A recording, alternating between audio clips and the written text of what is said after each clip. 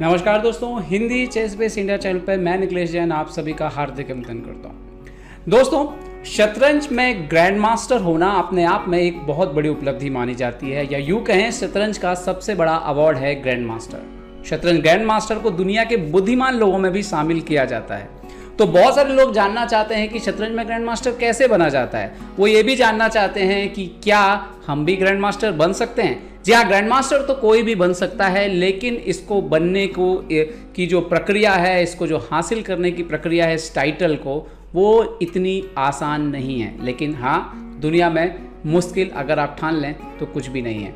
खैर, तो बात करते हैं शतरंज में ग्रैंड मास्टर कैसे कोई बन सकता है।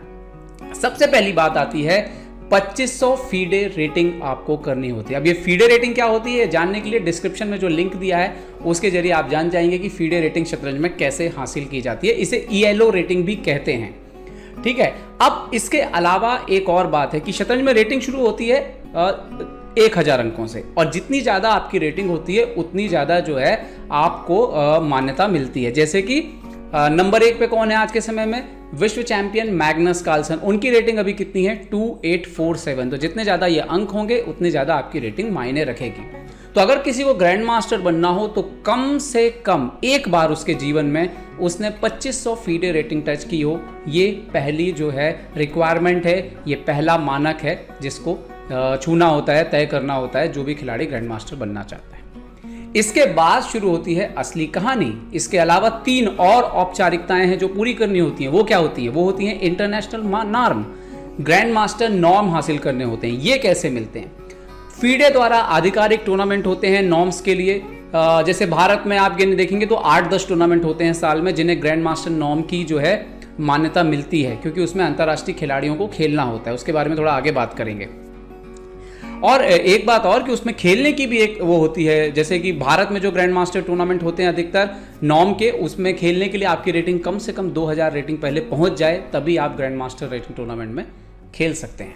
ठीक, अब बात करते हैं अपन कि नॉर्म कैसे मिलेगा। तो नॉर्म पूरा करने के लिए, नॉर्म हासिल करने के लिए आपका रेटिंग का जो परफॉर्मेंस है वो होना चाहिए कम से कम 2599.5, मतलब 2599.5, मतलब राउंड ऑफ करेंगे तो 2600 हो जाना चाहिए, या 2600 या इसके ऊपर जो है सीधे शब्दों में कहें तो 2600 का रेटिंग परफॉर्मेंस होना चाहिए। अब रेटिंग परफॉर्मेंस कैसे निकालते हैं इसके पचड़े में मत पड़िएगा आप, क्योंकि बहुत ही कॉम्प्लिकेटेड टेबल होता है जिससे निकालते हैं। इसका एक तरीका है, फीडे की वेबसाइट पर सीधे जाइए, रेटिंग पर क्लिक करिए, कैलकुलेटर पर वहाँ पर एक ऑप्शन आएगा, क्लिक करिए और वहाँ पर परफॉर्मेंस रेटिंग जो है आप निकाल सकते हो। वो भी हमने पिछले वीडियो में बताया था कि परफॉर्मेंस रेटिंग कैसे निकालते हैं। तो एक तो हो गई 2500 रेटिंग छुआ आपने। फिर एक नॉर्म हासिल करने के लिए आपका रेटिंग परफॉर्मेंस 2600 होना चाहिए। उसी टूर्नामेंट में जिसमें आप रेटिंग परफॉर्मेंस 2600 कर रहे हो, कम से कम 1/3, मतलब अगर 9 राउंड और 10 राउंड के टूर्नामेंट को मान्यता मिलती है नॉर्म्स के लिए, विश्व चैंपियनशिप, विश्व टीम चैंपियनशिप और फीडे ओलंपियाड, ये जो टीम टूर्नामेंट होते हैं इसमें 7 राउंड में भी नॉर्म माना जाता है। लेकिन ये सिर्फ एक ही नॉर्म हो सकता है, एक ही ले सकता है, कोई एक ही बार ले सकता है।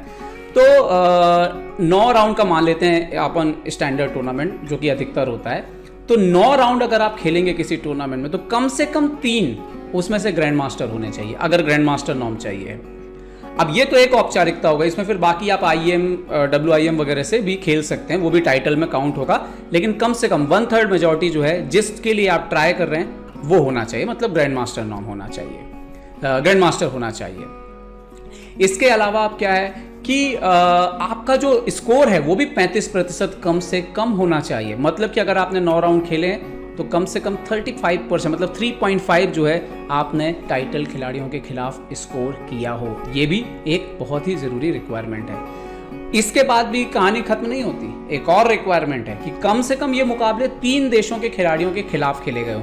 हालांकि इसमें एक छूट मिल जाती है कि अगर किसी टूर्नामेंट में आप खेल रहे हो जिसमें 20 इंटरनेशनल प्लेयर खेल रहे हैं, जिसमें कम से कम 10 टाइटल प्लेयर खेल रहे हों और उन्होंने पहले राउंड से लेकर आखिरी राउंड तक सारे मैचेस खेले हों, तो फिर ये जो कंट्री वाली रिक्वायरमेंट है ये 1-2 जो आपके नॉर्म्स हैं उसके लिए खत्म हो जाती है। लेकिन कम से कम एक नॉर्म में तो आपको 3 देशों के खिलाफ खेल के ही हासिल करना पड़ेगा। तो ये सारी औपचारिकता है, तब जाकर के कोई खिलाड़ी ग्रैंड मास्टर बनता है। बहुत से ऐसे खिलाड़ी हुए हैं दुनिया में जिन्होंने रेटिंग तो 2500 कर ली लेकिन नॉर्म हासिल नहीं कर पाए। बहुत से ऐसे खिलाड़ी हुए हैं जिन्होंने नॉर्म तो हासिल कर लिए रेटिंग, लेकिन कभी रेटिंग नहीं पहुंचा पाए 2500।